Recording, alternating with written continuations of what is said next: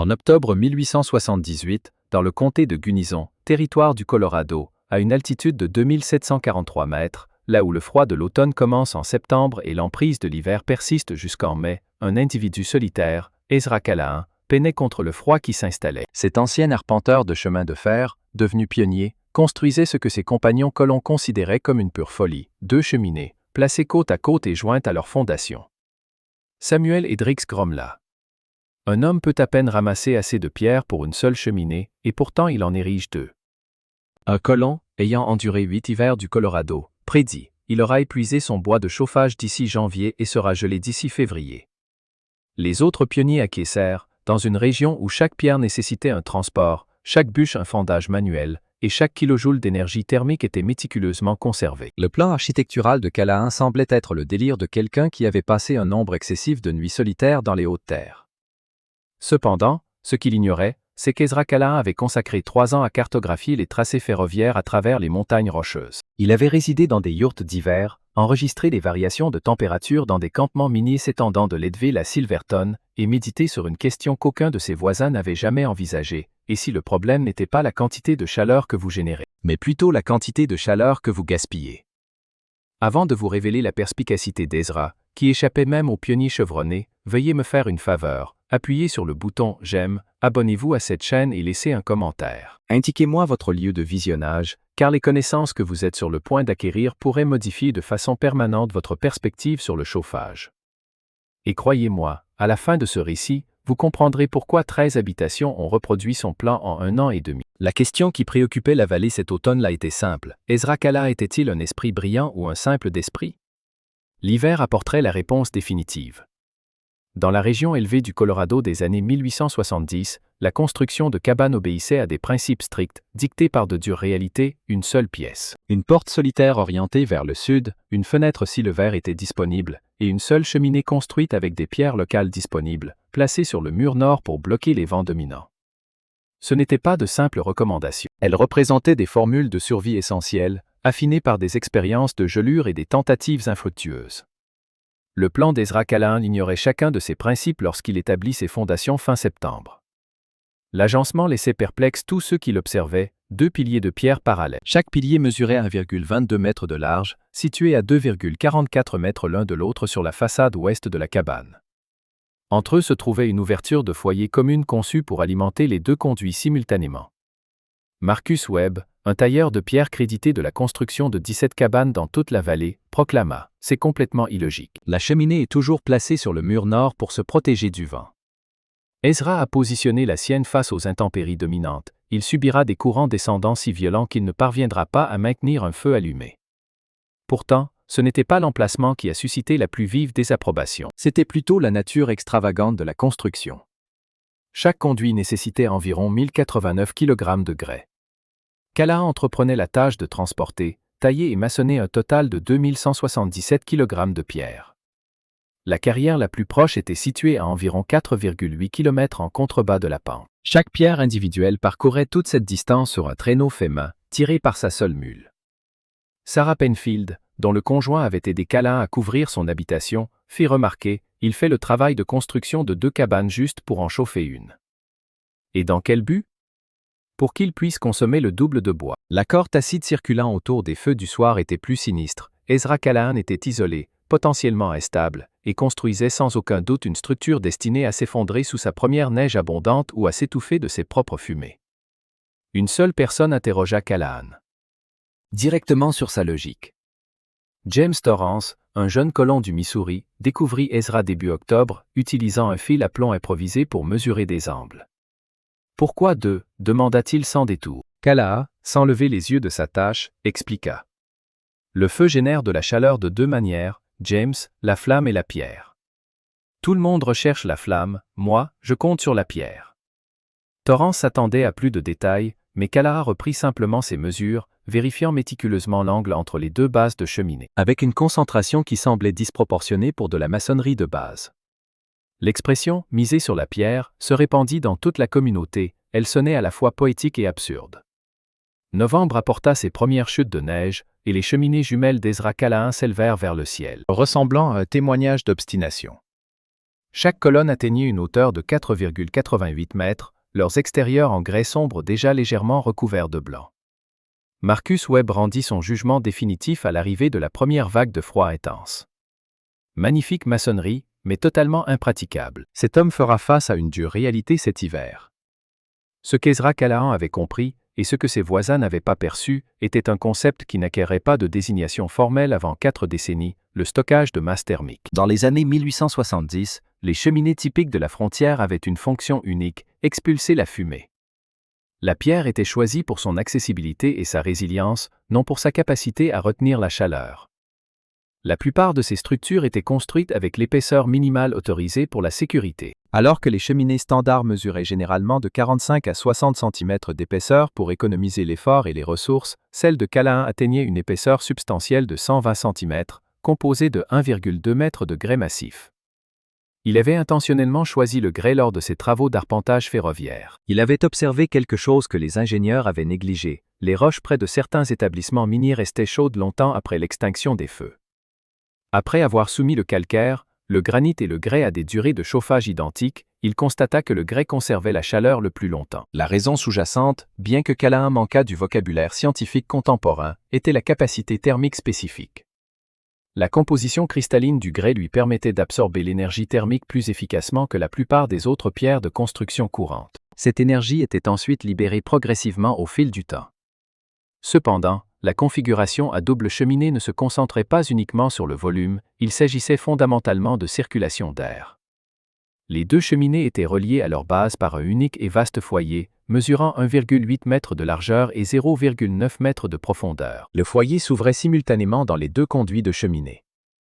Alors que le feu faisait rage, les gaz chauds montaient à travers les deux colonnes, chauffant intérieurement 277 kg de pierre. C'est là que la conception de Callahan excellait vraiment. Les doubles cheminées établissaient un courant de convection. Une fois chauffée, la pierre émettait de la chaleur dans l'espace de vie. L'air le plus proche de la pierre chauffée montait, initiant un léger schéma de circulation. L'air plus frais du sol était aspiré vers la base de la cheminée, devenait chaud, puis montait à nouveau, un contraste frappant avec une cheminée conventionnelle. Contrairement aux cheminées typiques où la chaleur s'échappait directement vers le haut et l'extérieur, la méthode de Callahan capturait l'énergie thermique au sein de la masse de pierre, la libérant lentement par rayonnement. Il affirmait que le système maintiendrait la chaleur pendant une période de 6 à 8 heures. Une fois le feu complètement éteint, Marcus Webb, le tailleur de pierre, rejeta cette affirmation comme de la superstition des Highlands déguisée en ingénierie. Webb expliqua à un groupe de colons en novembre que la pierre ne génère pas de chaleur. Le feu produit de la chaleur, la pierre ne fait qu'exister, déclara-t-il. Vous pourriez la construire aussi épaisse qu'un mur de forteresse, et elle ne contribuerait toujours pas à un seul degré de chaleur.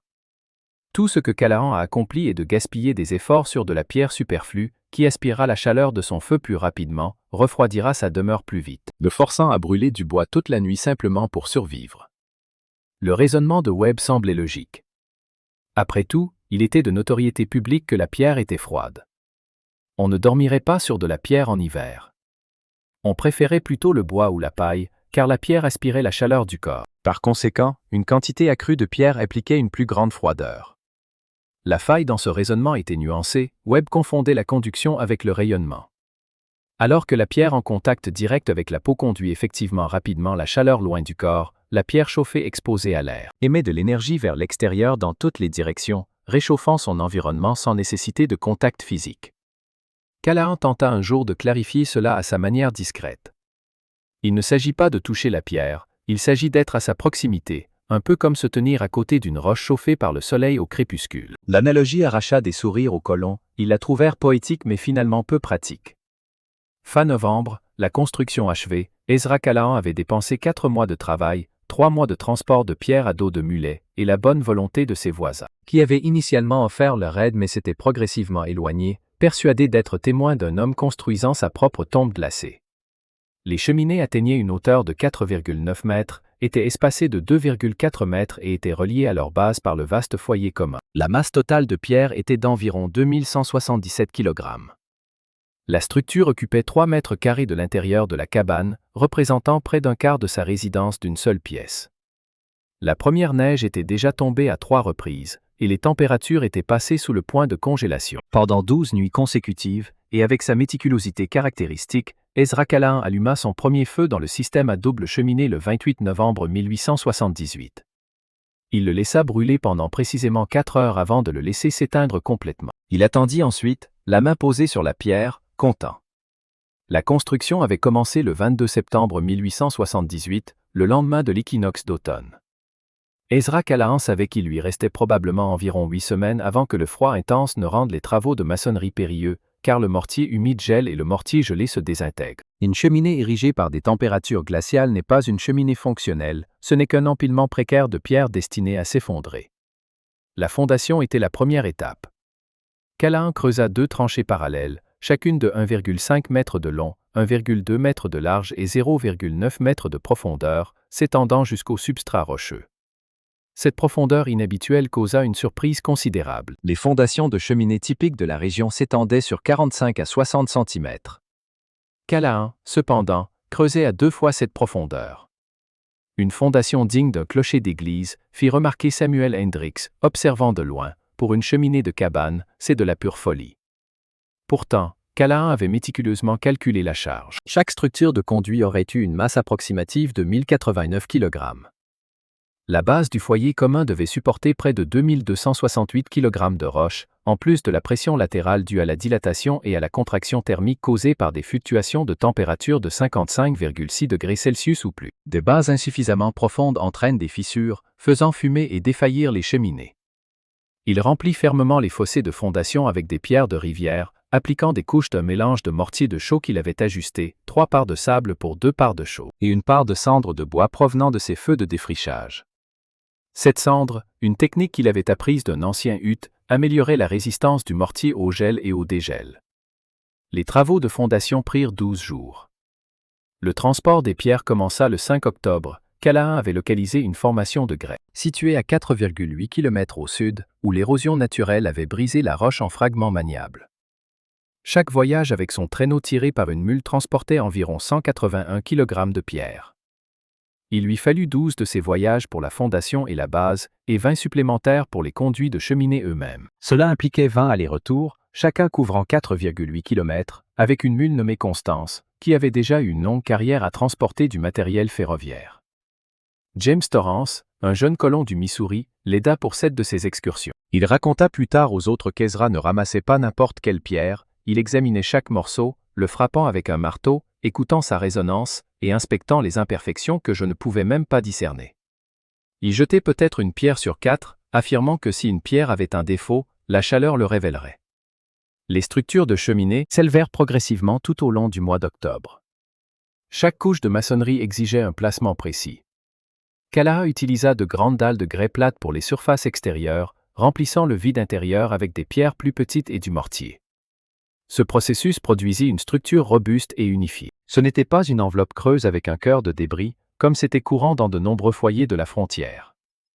À chaque 4e assise, il plaça des pierres qui s'étendaient de 5 cm dans l'espace de vie de la cabane.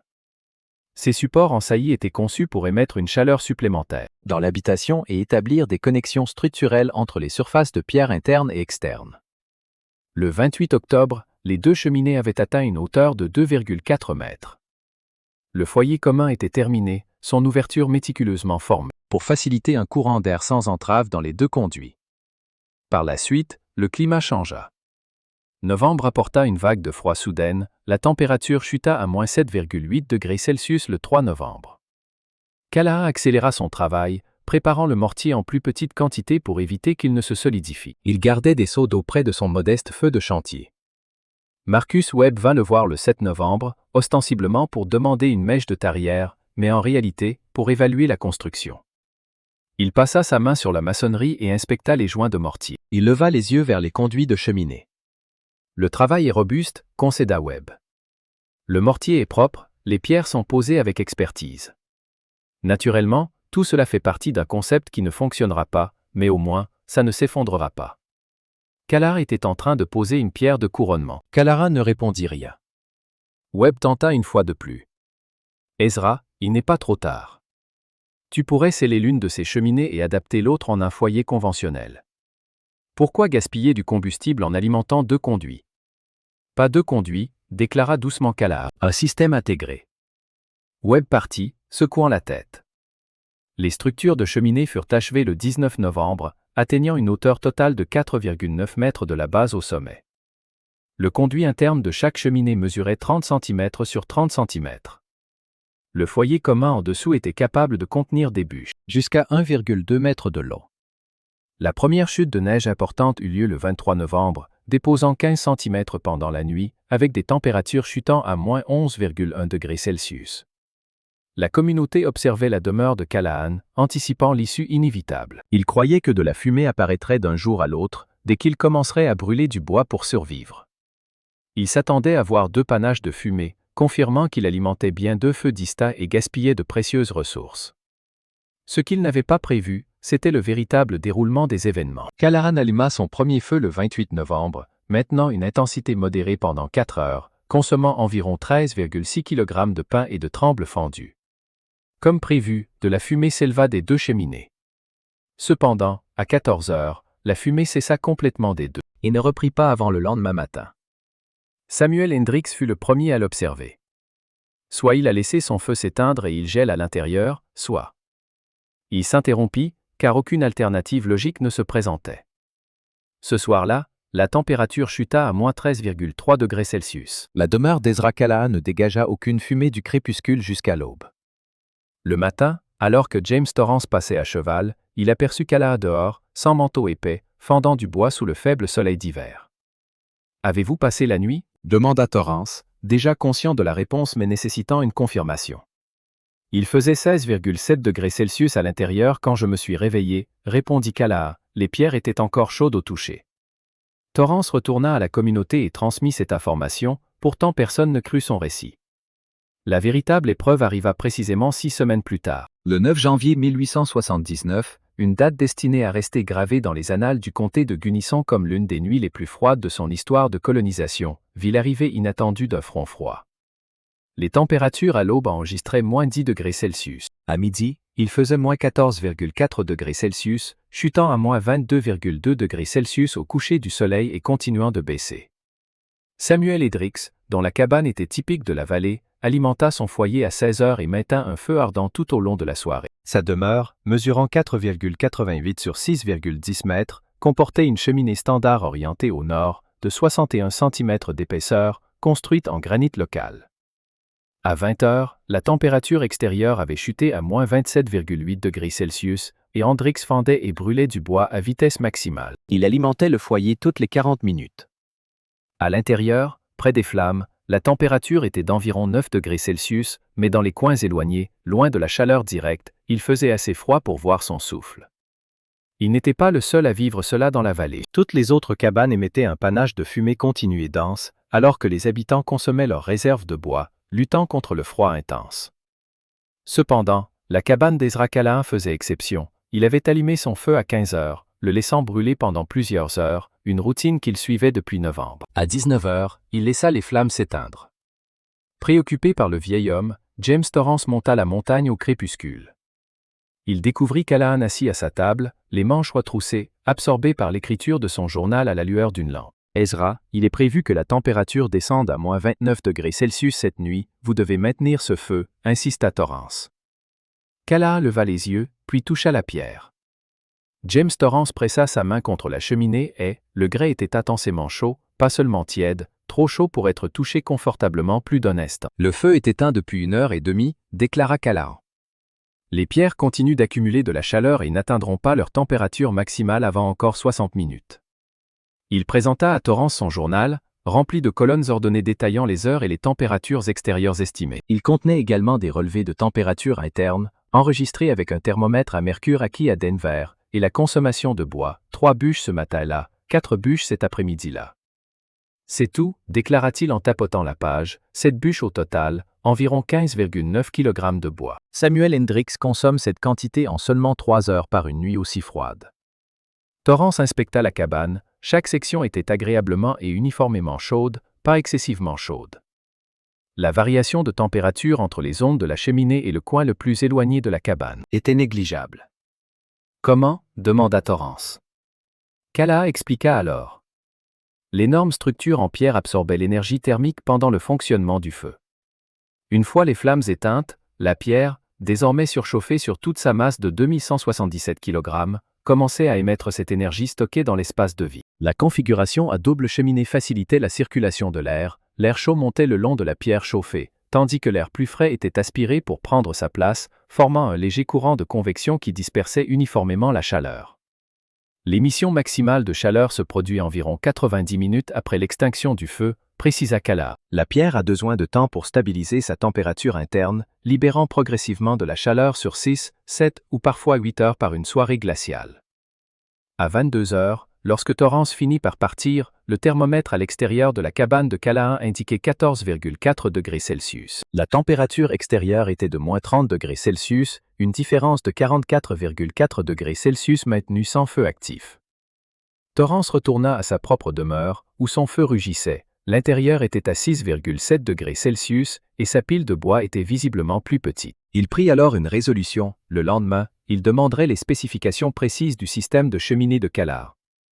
Mais d'abord, il devait informer Marcus Webb, le tailleur de pierre, qui devait absolument en être témoin.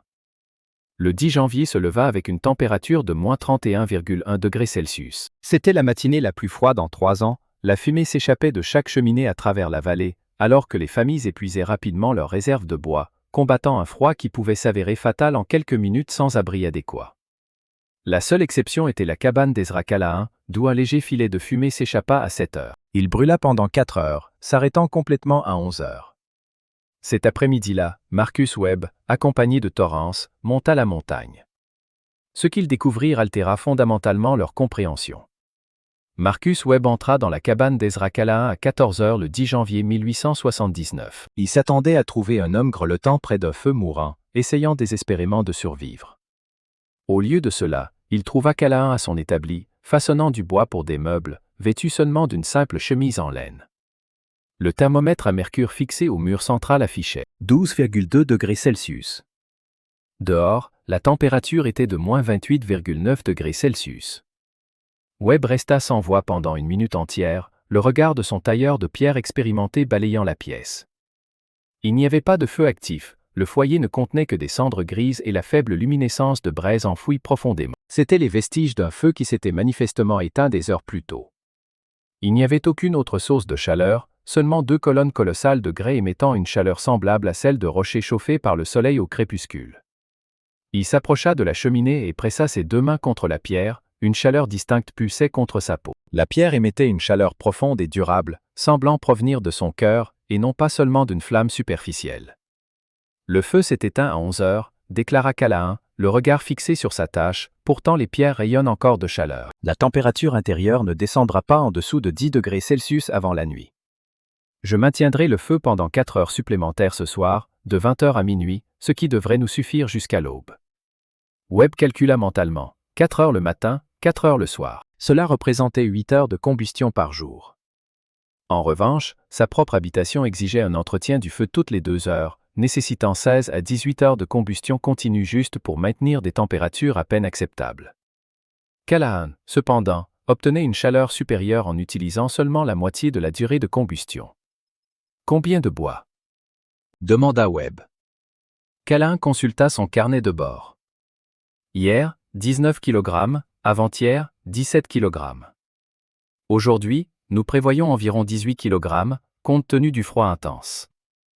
Webb consommait généralement entre 36 et 41 kg par jour d'hiver moyen. Un jour similaire au précédent, il aurait utilisé près de 54 kg pour empêcher sa famille de geler.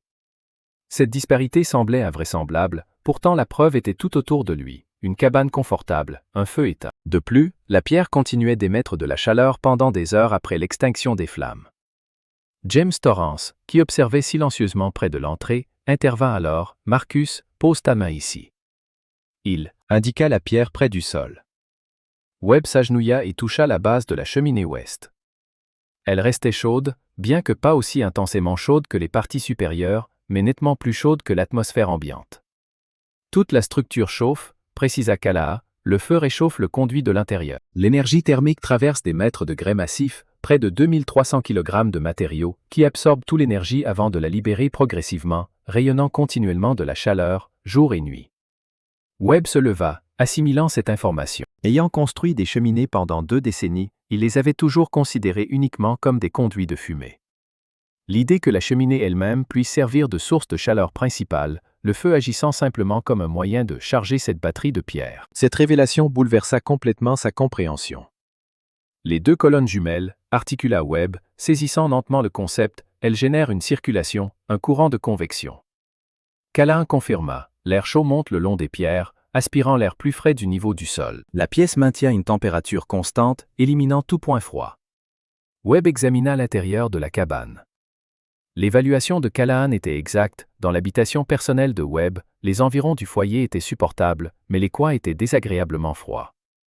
Ici, les fluctuations de température étaient négligeables. Toute la zone était uniformément chaude. Quelle est la différence de température interne, demanda Webb, entre le moment où le feu est actif et celui où il est éteint. Callahan consulta son journal. La température maximale avec le feu allumé est d'environ 20 degrés Celsius, le point le plus bas. Juste avant que j'allume le feu du soir, elle varie de 9 à 11 degrés Celsius, influencée par le froid extérieur. Cela implique un cycle de 12 à 16 heures, avec 2 feux allumés quotidiennement. La propre cabane de Webb connaissait des variations de température allant de 13 degrés Celsius près du foyer à 2 degrés Celsius dans les coins, même avec une combustion continue. Ces chiffres semblaient incroyables, pourtant ils étaient indéniablement exacts. Tout au long de la semaine suivante, alors que le froid de janvier persistait, une expérience impromptue prit forme. Samuel Hendricks, Marcus Webb et James Torrance commencèrent à tenir leur carnet de bord individuel, enregistrant à la fois la consommation de bois et les températures internes. Les résultats, comparés sur la période de 6 semaines du 9 janvier au 20 février, ont présenté un récit distinct.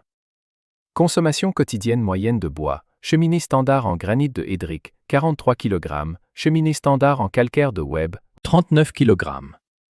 Cheminée standard en grès de Torrance, parois minces, 41 kg. Cheminée double en grès de Callahan, masse thermique, 19 kg.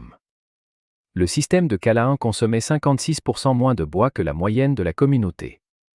La température intérieure moyenne pendant la combustion active était de Hendricks, 11 degrés Celsius, Webb, 9 degrés Celsius, Torrance, 12 degrés Celsius, Callahan, 19 degrés Celsius.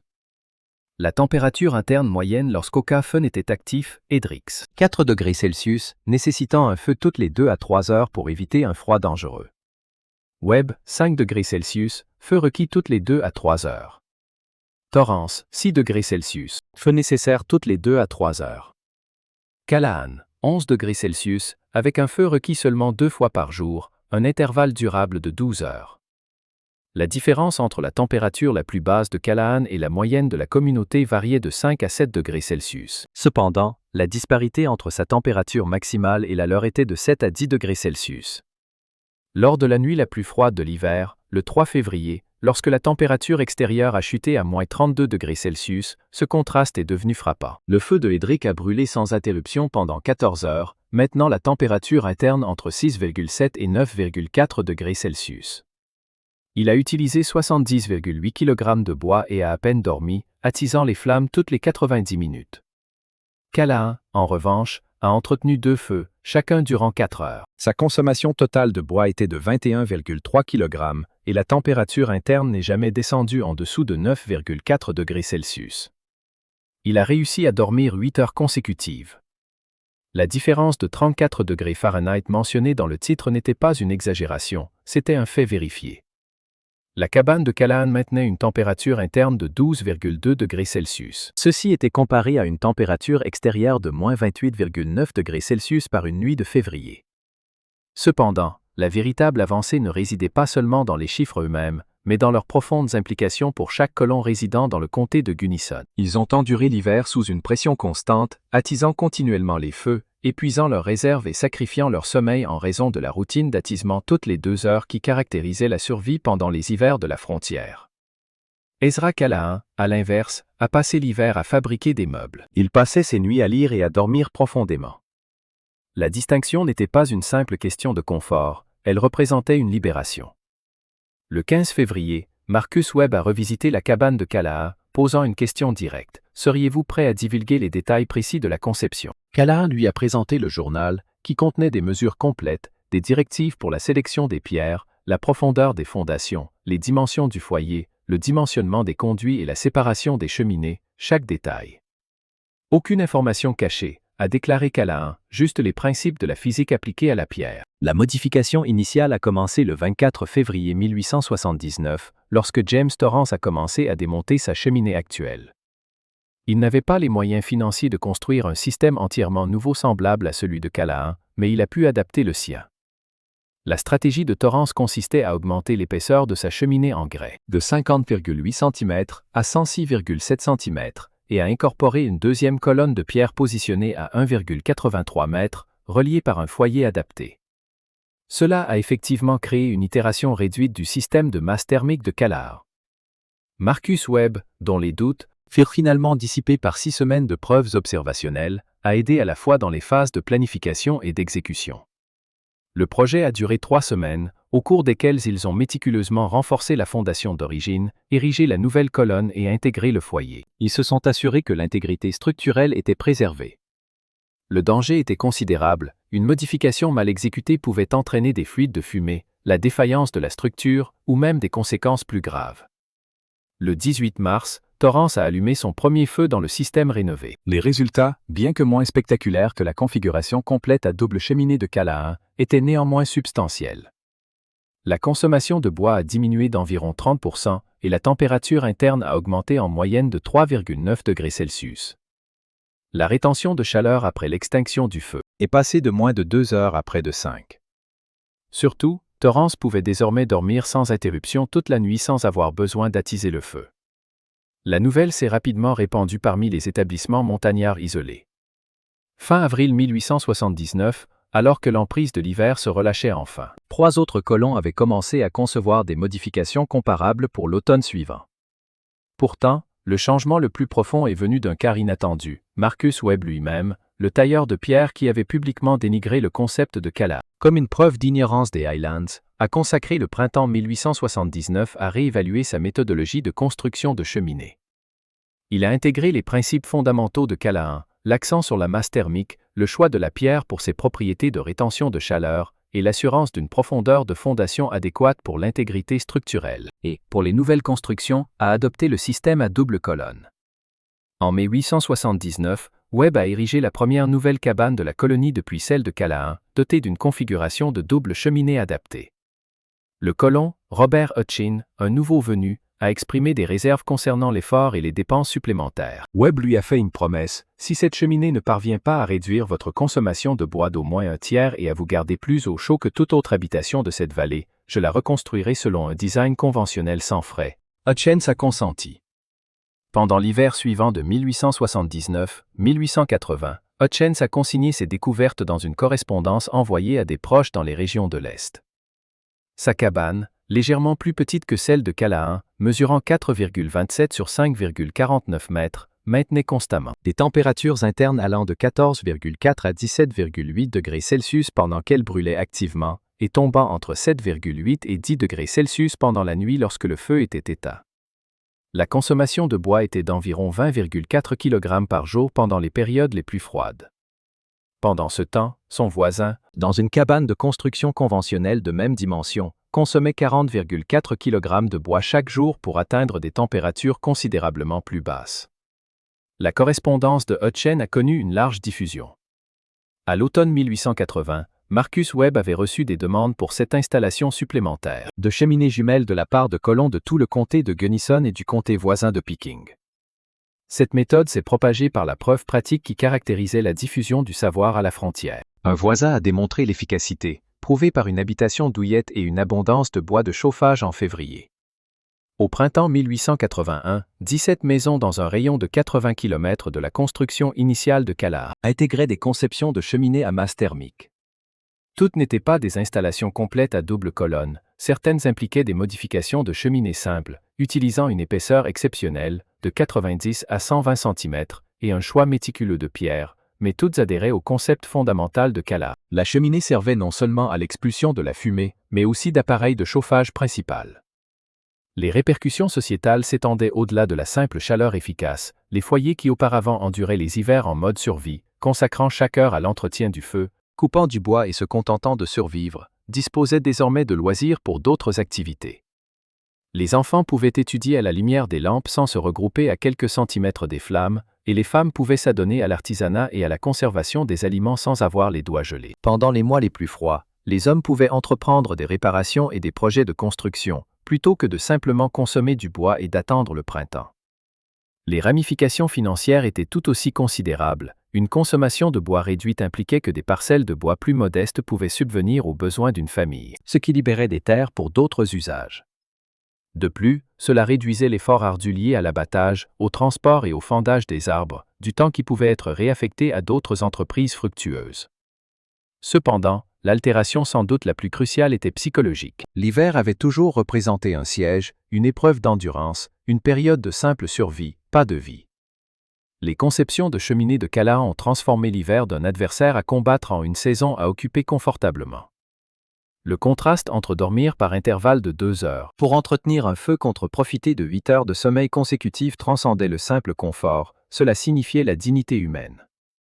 Sarah Pinfield, la femme qui avait initialement ridiculisé la construction de Callahan comme extravagante, a noté dans son journal en janvier 1881, « Notre nouvelle cheminée, érigée l'automne dernier par M. Webb, suivant le plan de M. Callahan, a transformé l'hiver d'une épreuve à subir en une saison sans différence avec les autres. John dort maintenant profondément toute la nuit, les enfants se concentrent sur leurs études sans trembler, et je peux tricoter et coudre sans que mes doigts ne s'engourdissent. Cela représente non seulement une amélioration, mais une métamorphose complète. » Le 3 mars 1881, la communauté a tenu sa première assemblée depuis l'automne précédent, un événement généralement irréalisable en hiver en raison du défi de maintenir la chaleur dans de vastes espaces. La réunion a eu lieu dans la demeure de Robert Hutchin, où son système de double cheminée a maintenu le confort de 40 personnes pendant 3 heures en utilisant seulement le feu d'un après-midi. L'objectif de l'assemblée était de délibérer des stratégies pour la culture printanière. Cependant, avant son commencement, Samuel Hendricks, l'individu même qui avait prédit la mort de Callahan par engelure en février, se leva et déclara : « Je me suis trompé à propos d'Ezra Callahan, dit-il simplement, nous nous sommes tous trompés. Et j'en suis reconnaissant. » Callahan, bien que présent, resta typiquement réservé, se contentant d'acquiescer. La révolution était achevée. Ce qui avait été considéré comme de la folie en octobre 1878 était devenu une pratique courante en mars 1881, la progression de la dérision à la maîtrise. Une période de 29 mois. Actuellement, si l'on parcourt certains lieux du comté de Gunnison, Colorado, on peut découvrir des bases en pierre qui racontent silencieusement cette histoire, des colonnes jumelles espacées de 1,8 à 3 mètres, construites en grès méticuleusement choisi, avec des fondations s'enfonçant profondément dans le sol. Les cabanes elles-mêmes ont disparu, les constructions en rondins se décomposent, les toits s'effondrent et les éléments en bois retournent à la terre en moins de 100 ans. Pourtant, la pierre perdure. Des investigations archéologiques menées dans les années 1970 ont localisé 23 fondations de double cheminée dans la région de Gunnison, datant de 1878 à 1885. Des études ultérieures ont cartographié la propagation de cette conception dans les comtés adjacents et finalement au Montana, au Wyoming et dans certaines parties de l'Idaho. Cette méthode n'a jamais connu une adoption généralisée, elle nécessitait des circonstances particulières pour justifier l'effort supplémentaire. Les régions bénéficiant d'un bois de chauffage abondant ou connaissant des hivers moins rigoureux ne justifiaient pas la dépense pour une telle construction. Cependant, dans les environnements élevés, à climat froid et déficitaire en bois, le principe de stockage de masse thermique de Callahan est devenu une méthodologie conventionnelle. Ce qu'Ezra Callahan avait découvert par instinct et observation attentive, la science de la construction moderne allait par la suite codifier comme stockage thermique passif, l'utilisation de matériaux à haute densité pour absorber, retenir et émettre progressivement l'énergie thermique. L'architecture durable actuelle emploie ces mêmes principes, tels que les planchers en béton, la maçonnerie, les éléments en pierre et les murs, trombes. Bien que la terminologie soit contemporaine, la physique sous-jacente est ancestrale, une masse chauffée dissipe progressivement la chaleur à un rythme lent. L'ironie, naturellement, le design de Callahan n'était pas original, des principes similaires sont évidents dans les poêles de masse russes du XVIe siècle, les systèmes ondoles coréens remontant à l'Antiquité et les foyers Irori japonais. Ce que Callahan a réalisé était une redécouverte et une adaptation de ces concepts aux conditions de la frontière américaine, utilisant des matériaux locaux et des méthodes de construction accessibles aux colons ordinaires. La véritable innovation ne résidait pas dans la physique, mais dans son application pratique, rendant le stockage de masse thermique viable malgré les limitations du Colorado des années 1870, outils limités, environnement rigoureux, communauté isolée, et la nécessité de persuader des voisins sceptiques qu'un effort supplémentaire apporterait des avantages tangibles. Le récit de la double cheminée d'Ezra Kalla est fréquemment dépeint comme une histoire de génie individuel surmontant une ignorance généralisée. Cette interprétation est trop simpliste, la réalité est plus complexe. Callahan possédait des connaissances spécifiques, telles que l'arpentage ferroviaire et une exposition à diverses traditions de construction, que ses voisins n'avaient pas. Inversement, ses voisins possédaient une expertise différente, concernant la qualité de la pierre locale, les conditions météorologiques et la gestion des forêts, qu'ils devaient acquérir. La percée n'est pas venue du génie d'une seule personne, mais de la synthèse de divers systèmes de connaissances. Le scepticisme de Marcus Webb n'était pas infondé, le doute est approprié lorsqu'un design non éprouvé est proposé dans des situations critiques et potentiellement mortelles. Ce qui a fait de Webb un artisan compétent, et finalement supérieur, était sa promptitude à ajuster sa position lorsque des preuves empiriques contredisaient ses hypothèses initiales. James Torrance était remarquable non pas parce qu'il croyait en Callahan, mais parce qu'il évaluait objectivement les résultats et partageait ses découvertes de manière transparente. La signification de Samuel Edrick ne venait pas de son rejet initial, mais de sa reconnaissance publique éventuelle de son erreur. L'héritage durable n'est pas seulement celui des cheminées à masse thermique, c'est la leçon plus large de la manière dont les communautés frontalières ont acquis des connaissances. Par des démonstrations pratiques, des mesures objectives et la volonté d'adopter des méthodes améliorées, quels que soient leurs initiateurs. En termes contemporains, nous pourrions appeler cela une pratique fondée sur des preuves. Dans le langage de la frontière, c'était plus simple, ce qui fonctionne, perdure. Il y a un héritage secondaire qui mérite d'être souligné, la démocratisation du confort. Avant que le design de Callahan ne se généralise, rester au chaud pendant un hiver du Colorado exigeait soit un travail continu, attisant les feux toutes les 2 heures, soit une richesse considérable pour employer de l'aide pour l'entretien constant du feu. La double cheminée a fait plus qu'améliorer l'efficacité du chauffage, elle a rendu la vie hivernale confortable accessible aux colons typiques. C'est significatif, les technologies qui réduisent l'effort requis pour la survie de base libèrent du temps et de l'énergie pour tous les autres aspects de la vie, éducation, culture, innovation, et la construction communautaire, permettant une existence véritablement humaine plutôt qu'une simple subsistance. Ezra Callahan est décédé en 1893 à l'âge de 67 ans dans la cabane qu'il avait construite 15 ans plus tôt. Selon les registres locaux, il a été découvert à son établi, ayant apparemment rendu l'âme paisiblement dans son sommeil au cours d'une nuit de février. La température à l'intérieur de sa cabane, lorsque les voisins l'ont trouvée le lendemain matin, était d'environ 11 degrés Celsius, tandis qu'à l'extérieur, elle était d'environ 22 degrés en dessous de 0 Celsius.